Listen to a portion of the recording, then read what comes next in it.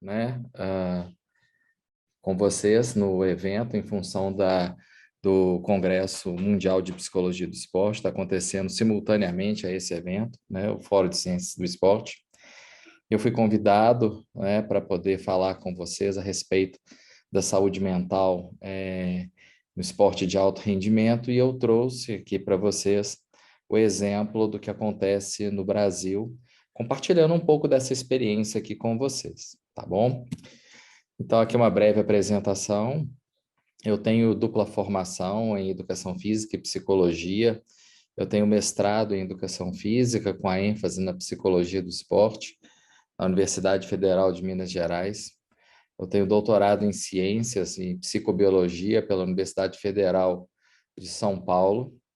Sou professor efetivo do Programa de Pós-Graduação em Ciências do Esporte, da UFMG, vice-presidente da Associação Brasileira de Estudos em Psicologia do Esporte e do Exercício, membro do Managing Council da Sociedade Internacional de Psicologia do Esporte, coordeno o setor de Psicologia do Esporte do Centro de Treinamento Esportivo da UFMG, onde temos mais de 600 atletas. Sou psicólogo do esporte do Minas Quad Rugby, né, modalidade paralímpica, né, 4 vezes campeão brasileiro, e consultor da área de psicologia do esporte do Minas Tênis Clube, um clube de grande destaque no Brasil, com muitos atletas de nível olímpico.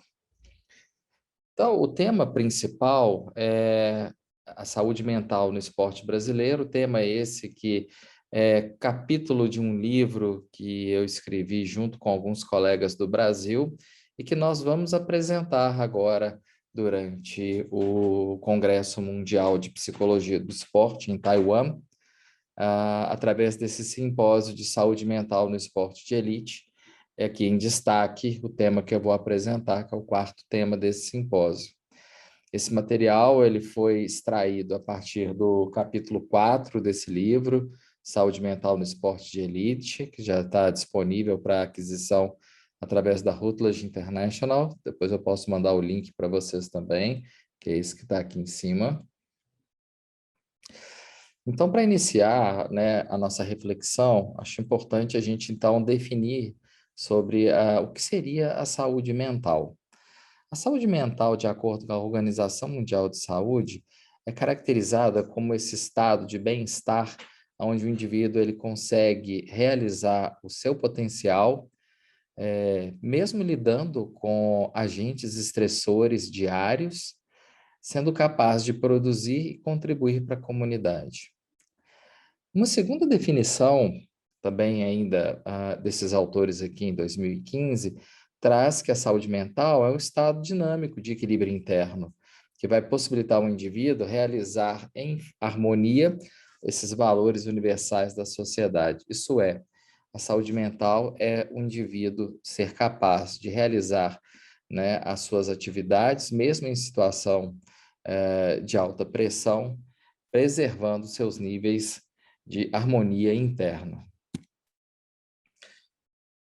Algumas considerações iniciais importantes desse tema, quando a gente foi escrever o capítulo, foi compreender inicialmente que o Brasil, em especial, é um país de proporções continentais e que apresenta, naturalmente, problemas socioeconômicos significativos que vão impactar a saúde mental da população de uma maneira geral, nesse caso, incluindo os próprios atletas, né? Pelo menos uma boa parte deles.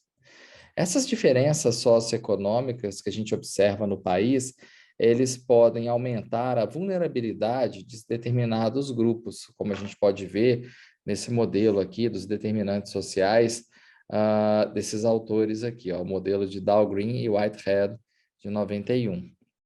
Os determinantes sociais de saúde, então, são aspectos gerais que têm a possibilidade de influenciar a ocorrência de problemas de saúde e os fatores de risco para a população, de uma maneira em geral.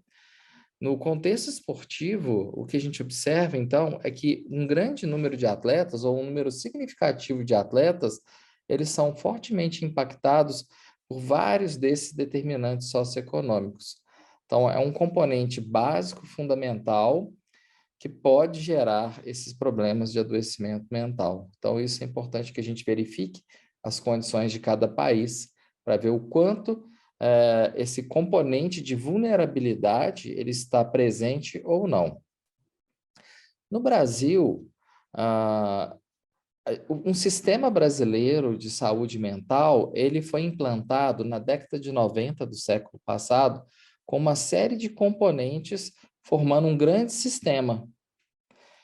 E dentre os vários transtornos mentais observados, a gente destaca a depressão, o transtorno afetivo bipolar, a esquizofrenia, a demência e as deficiências intelectual e transtorno de desenvolvimento, incluindo o autismo. Entrando mais especificamente no campo do esporte, é importante fazer um registro que hoje, no Brasil, existem duas associações nacionais de psicologia do esporte que têm como objeto principal a organização e divulgação dessa ciência no país.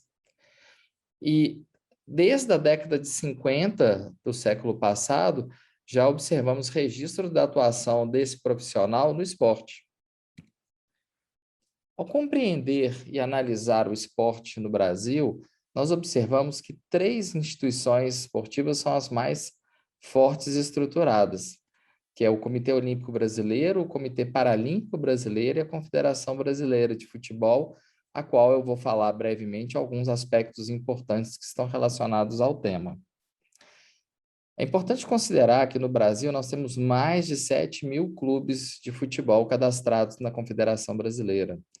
Desses quais, mais de 1.400 clubes estão realmente ativos em pleno funcionamento e 870 clubes são profissionais de futebol. Então, olha a quantidade de clubes de futebol profissional que existem no país.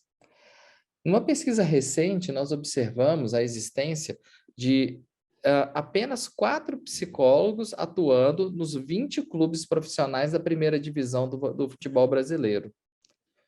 Em 1998, a Lei 9615 impôs a presença do psicólogo nas categorias de base do futebol brasileiro e foi considerado uma conquista muito importante, né, para todos que trabalham no futebol. Entretanto, o que a gente observa também na prática é uma grande sobrecarga desse profissional, dado que ele atende, em média, mais de 200 atletas. A gente pode observar também que no futebol, problemas de saúde mental, eles são conhecidos para afetar atletas de ambos os sexos, sejam atletas bem-sucedidos ou mal-sucedidos. E um aspecto muito decisivo nesse processo de saúde mental são os diferentes momentos da carreira que esse atleta enfrenta. Em especial, a gente destaca o processo de transição da carreira esportiva, quando esse atleta ele vai ascendendo as diferentes categorias até chegar na categoria profissional. Então, em outras palavras, todas as etapas esportivas, eu acho que eu destacaria em especial o momento em que o atleta faz a transição da última categoria de base para a categoria profissional, e também um outro momento que é muito crítico da transição de carreira do atleta é quando ele efetivamente vai se aposentar da profissão como atleta, seja em função da idade, do declínio físico, seja de uma forma mais precoce em função de uma lesão que esse atleta pode ter. Então, esses são problemas que a gente observa com frequência. Bom, vamos falar um pouco do Comitê Paralímpico Brasileiro, né? Ele foi criado em 1995 para organizar a estrutura do esporte paralímpico brasileiro. E nós temos aqui uma breve linha do tempo, onde eu descrevo alguns aspectos importantes. Então, em primeiro lugar, é importante destacar que em 1996, no ciclo dos Jogos Paralímpicos dos Estados Unidos, em Atlanta, a psicologia do esporte foi inserida na equipe multidisciplinar.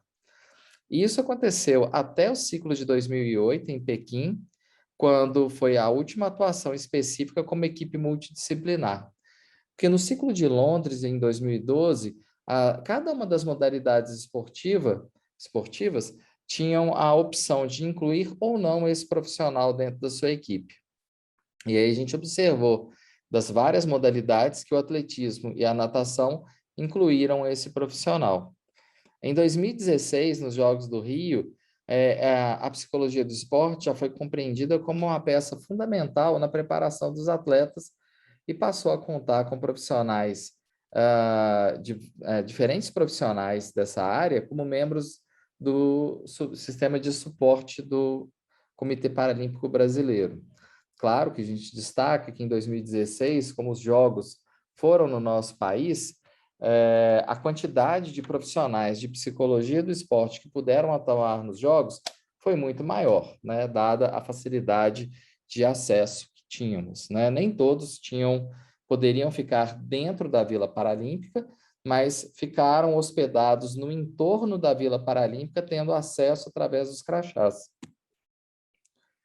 Então, a equipe de psicologia do Comitê Paralímpico Brasileiro, ela tem como principal ação norteadora a implementação de um programa de alto rendimento para atletas paralímpicos que tem o objetivo principal de desenvolver e aplicar métodos de treinamento mental para melhorar a performance, que é um componente fundamental da psicologia do esporte, a gente não nega isso. Entretanto, como a gente está falando da saúde mental, nós observamos que dentro do Comitê Paralímpico Brasileiro ainda não existe um setor específico de saúde mental na estrutura organizacional, nem os serviços sistematicamente implementados, o que seria então um aspecto a evoluir. Chegamos então no Comitê Olímpico Brasileiro, a terceira entidade esportiva, né, associação esportiva. Nós observamos que desde o ciclo de Sydney, em 2000, já existe a implementação do trabalho psicológico, né? No ciclo de Atenas, né, as ações não foram muito sistematizadas, e em 2008 aconteceu um fato muito marcante, pois a delegação brasileira foi para os Jogos de Pequim com uma expectativa muito grande de medalhas, e isso não aconteceu, gerando uma frustração muito grande e a percepção da necessidade de investimentos nessa área. Então, no ciclo de 2012, em Londres, a preparação psicológica já passou a ser considerada como parte das ciências do esporte. Observa que na história do esporte brasileiro, o Comitê Paralímpico teve essa preocupação bem antes do que o Comitê Olímpico, né? Aí é cada uma das respectivas associações ou comitês que vão entender a importância do componente psicológico, tá? Na performance esportiva. Bom, então em 2014, né, ainda dentro do ciclo, né, de preparação para os Jogos do Rio, foi criado, então, um setor de preparação mental dentro do Comitê Olímpico. E durante as Olimpíadas do Rio de Janeiro, nós tivemos 32 profissionais de psicologia do esporte atuando com as nossas equipes, da mesma forma como aconteceu nos Jogos Paralímpicos, né? Uma grande quantidade de profissionais da área de psicologia do esporte ficaram hospedados no entorno da Vila Olímpica e tiveram acesso aos atletas utilizando os crachás de acesso à Vila Olímpica, tá? No Comitê Olímpico Brasileiro, então, a preparação psicológica passa a ser considerada também, então, uma parte fundamental na preparação do atleta, tanto quanto a preparação física, técnica e tática. A área de preparação mental, que surgiu, né, que foi implementada lá em 2014, ela então tem se dedicado a um projeto específico orientado à promoção da saúde mental. E uma grande quantidade de atletas com demandas clínicas e subclínicas em sofrimento psíquico foi um dos aspectos mais importantes para motivar a implementação desse trabalho. Então, em 2019, teve um consenso de saúde mental publicado pelo Comitê Olímpico Internacional, que reforçou muito a atuação nessa área. O setor de saúde mental do Comitê Olímpico Brasileiro, ele tem, então, dois grandes blocos para a gente entender. Ele tem uma área de prevenção, que tem uma série de ações sistematizadas nesse aspecto, como, por exemplo, a promoção de estratégias educativas para sensibilizar a comunidade esportiva sobre o tema da saúde mental. Então, utilizando vários meios, como, por exemplo, as palestras, construção de conteúdos digitais, cursos à distância e uma série de outros materiais que foram desenvolvidos com essa finalidade. Também, como meio de prevenção, o Comitê Olímpico Brasileiro promove um canal de acesso anônimo para as demandas relacionadas à saúde mental, para minimizar o constrangimento e garantir sigilo das informações.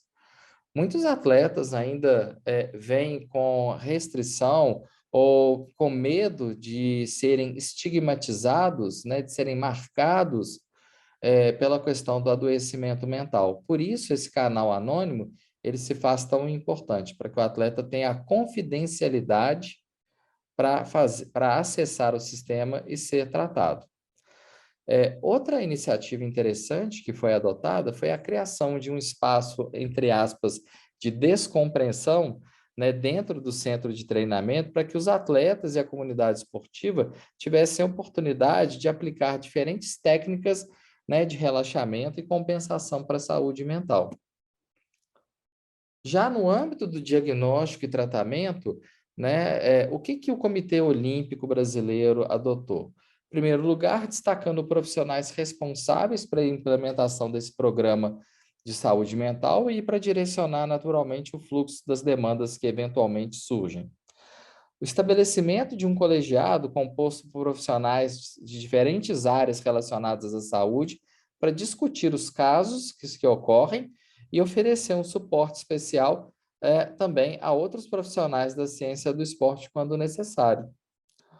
Também a produção de um conteúdo técnico informativo, né, para orientar todos os profissionais envolvidos na preparação dos atletas e, por fim, o direcionamento do tratamento de acordo com as demandas para tratamento psicoterápico e farmacoterápico. Um dos grandes objetivos que nós colocamos dentro da construção desse material, tá, foi tentar compreender, né, a influência das instituições esportivas brasileiras no diferente contexto esportivo, relacionado a como que cada uma desses aspectos estão relacionados ao cuidado da saúde mental. No estudo que realizamos, nós entrevistamos 104 psicólogos do esporte e treinadores mentais, através de um roteiro de entrevista semi-estruturado, e o resultado da análise dessa pesquisa resultou em 8 categorias que eu vou apresentar aqui para vocês. Tá? Vamos observar aqui. Bom, em primeiro lugar, só para falar um pouco do perfil do profissional que participou do estudo, em destaque aqui, por exemplo, a maioria dos profissionais era do sexo feminino, com graduação em psicologia, especialização em psicologia do esporte, com mestrado em psicologia, né, com grau de mestre, mas a maioria ainda não tem o grau de doutor. Tá? O campo de atuação desses 104 profissionais, na maior parte, foi trabalhar com atletas e equipes. O tipo de trabalho desses profissionais, predominantemente, era o autoemprego, isso é, quando o psicólogo, o profissional, ele trabalha de forma autônoma, isso é, ele poderia ser contratado, né, tanto pelo atleta quanto pela equipe, clube ou instituição, que foi a quantidade maior de profissionais que a gente observou. E esses profissionais trabalhavam predominantemente na parte prática no campo de trabalho. E o principal área esportiva que atuam era o esporte olímpico. Bom, as 8 dimensões que foram geradas nas categorias de análise são essas daqui. Vamos comentar uma de cada vez. O primeiro aspecto era a respeito do monitoramento das emoções e comportamentos, né? A gente queria entender, então, os diferentes aspectos que giravam em torno da saúde mental do atleta brasileiro de alto rendimento. O que a gente observou em termos de monitoramento de emoções e comportamentos? São vários resultados, eu destaquei aqui a observação direta e a participação nos treinos e competições, com o uso de ferramentas psicométricas e questionários. Então, mas acho que principalmente a questão da observação direta para fazer esse acompanhamento aí das variações das emoções. Conversas com a família, é muito importante a gente analisar o ambiente também externo ao ambiente esportivo que o atleta está inserido, que normalmente é fruto de muitos dos aspectos que podem comprometer a saúde mental desse atleta, como a gente viu na introdução dessa apresentação com os determinantes sociais de saúde. Bom, é importante também termos a reunião com a equipe multidisciplinar e também observar muito a fala e a percepção dos treinadores, dado que os treinadores estão diariamente com os atletas, e os profissionais da área de saúde mental não necessariamente, dada até a pequena quantidade de profissionais que existem ou que são contratados. Quais eram as estratégias de intervenção que foram destacadas? A promoção do autoconhecimento, eu acho um aspecto essencial, porque muitas das vezes as pessoas elas estão com distúrbios comportamentais e às vezes nem percebem. Então, o autoconhecimento passa a ser uma estratégia fundamental. Conversas periódicas desse profissional de saúde mental com a equipe e com os atletas.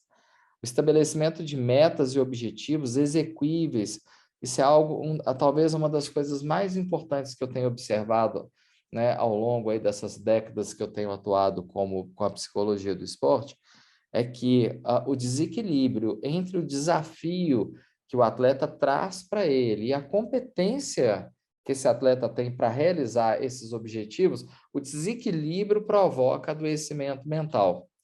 Por isso, então, que o estabelecimento de metas desafiadoras e exequíveis é algo fundamental. E, naturalmente, o desenvolvimento de estratégias de enfrentamento, porque o ambiente do esporte competitivo de alto rendimento, o atleta, ele normalmente é submetido com uma frequência muito grande de elementos que são desafiadores. E, dessa forma, eu preciso de melhorar a capacidade e as estratégias de enfrentamento desses atletas. Quando que a terceira dimensão, né, que era a indicação de profissionais da psicologia clínica ou psiquiatria.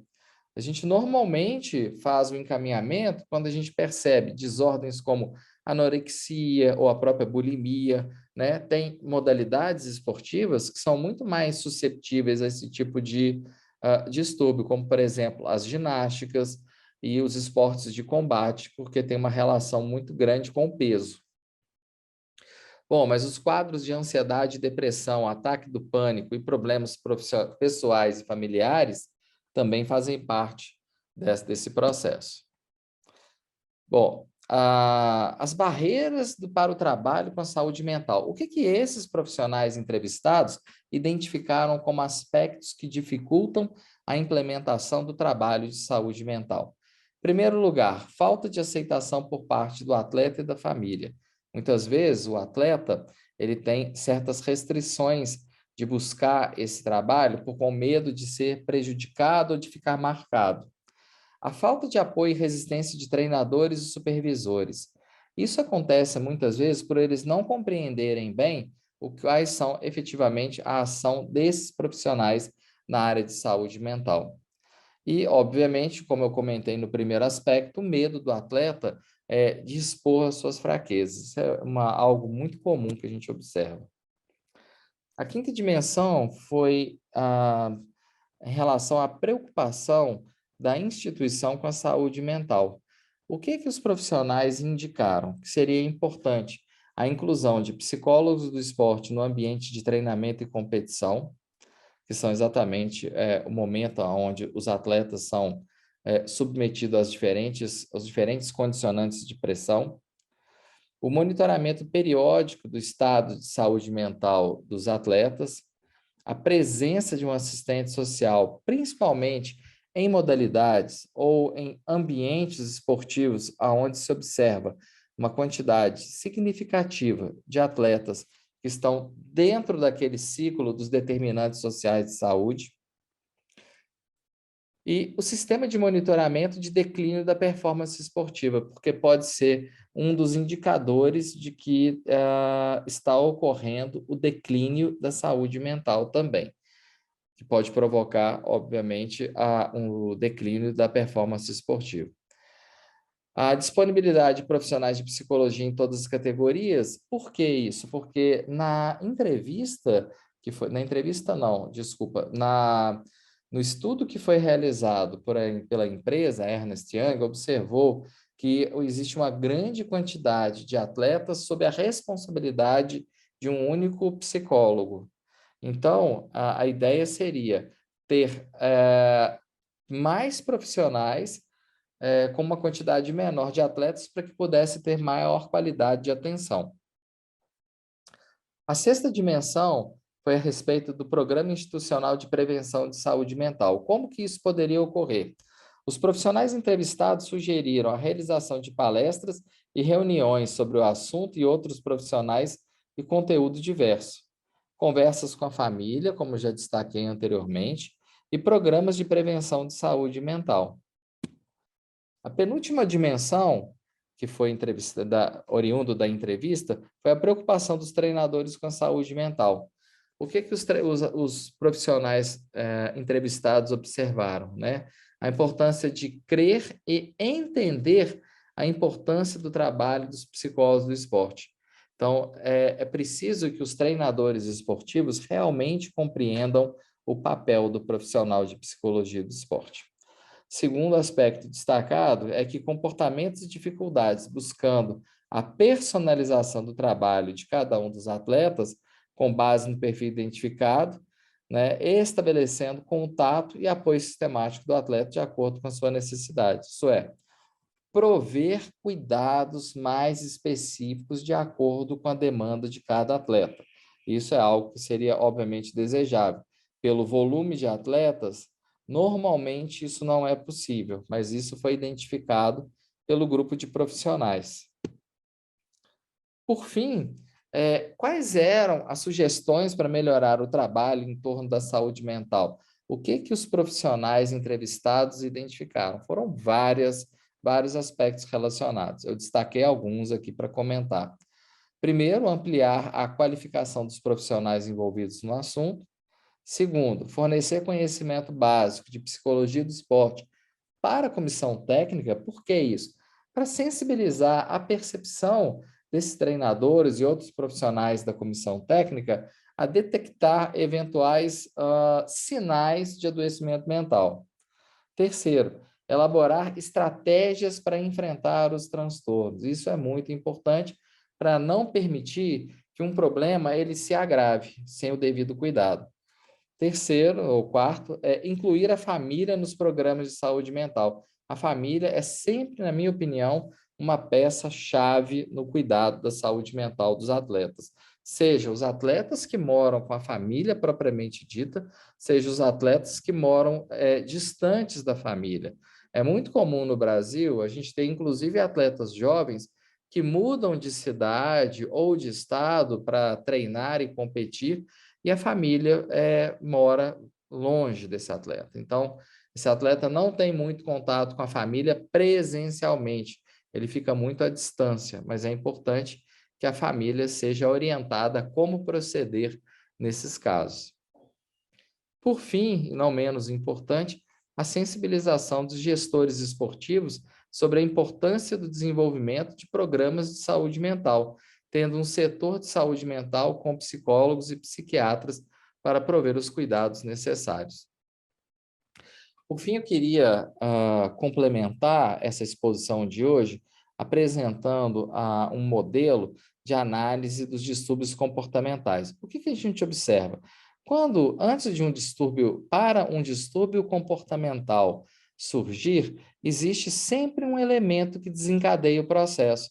Esse elemento, ele pode gerar respostas emocionais, né, positivas ou negativas, né?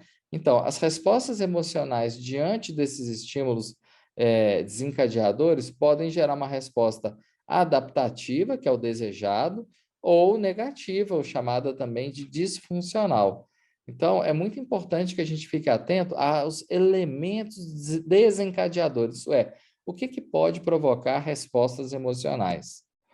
Bom, o que eu destaco nesse mesmo modelo aqui, destrinchando, né? Então, essas respostas emocionais, elas podem ser positivas ou adaptativas e elas vão fortalecer e instrumentalizar o atleta para lidar com as adversidades futuras, né? Ou os diferentes elementos desencadeadores. Mas esse atleta também pode apresentar respostas negativas que desencadeiam uma série de consequências disfuncionais que vão prejudicar o atleta em diferentes níveis de gravidade, como, por exemplo, uma má gestão das emoções pode gerar, por exemplo, transtornos alimentares, o uso indiscriminado de medicamentos, né, implicar num baixo rendimento escolar dos atletas que estão engajados aí na formação acadêmica, problemas cognitivos como esquecimento frequente, ou comportamentais, como o afastamento das pessoas, distúrbios do sono e também os casos de automutilação ou autoagressão, que infelizmente acontecem. Bom, então nós já vimos a importância da gente identificar esses elementos desencadeadores e como que o atleta utiliza os recursos pessoais para tentar, então, resolver o problema. Quando o atleta tem recursos pessoais eficientes, o problema, né, instaurado pelos elementos desencadeadores será resolvido.